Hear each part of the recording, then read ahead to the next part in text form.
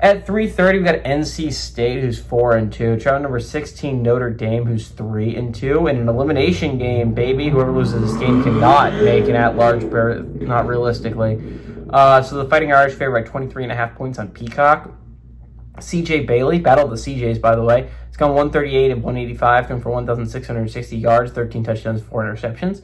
Hollywood Smothers had 100 carries for 693 yards and 5 touchdowns. And Terrell Anderson has had 21 catches for 388 yards and 3 touchdowns.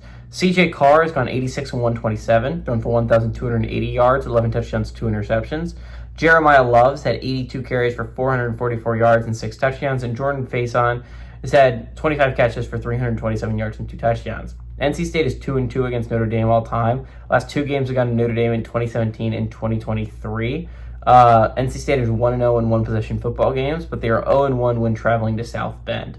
Dave Doran is 1-2 during his tenure as the Wolfpack head coach against the Fighting Irish, and Freeman is 1-0 during his tenure as the Fighting Irish head coach against the Wolfpack. Okay. Important game, right? Whoever loses this game cannot make the college football playoffs. Notre Dame, obviously, cannot afford a loss. You already have the 2 losses. Luckily for Notre Dame, what they need to happen is they're really worried about 3 football teams. Miami and Texas A&M have to be awesome. Ideally, they both finish the season undefeated and win their conference championships. That way, the losses don't hurt you that much if you're Notre Dame, right? 2 losses, but the 2 losses are to 2 really great football teams. But the problem is, where's that good win coming from? And what you really need if you're Notre Dame, what you have to have, is USC has got to have a good year. USC has got to have a good year if you're Notre Dame, and you have to beat them.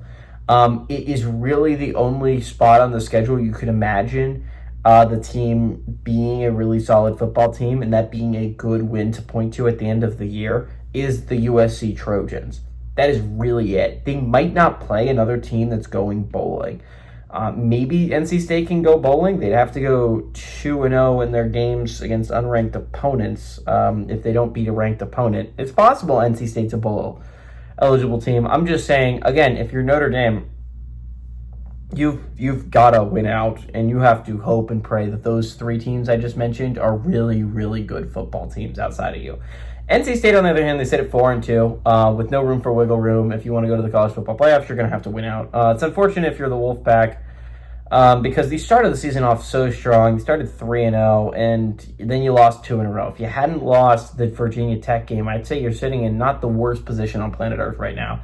But now you have to win out with games against Miami, Georgia Tech, obviously this Notre Dame game, and Florida State all left on the schedule. Just a rough schedule if you're NC State. The Wolfpack is going to have to win out against that schedule. It seems unlikely.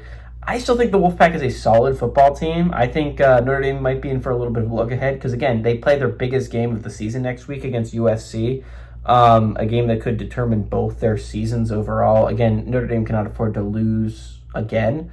That's the greatest chance for Notre Dame to lose is against a pretty solid USC team.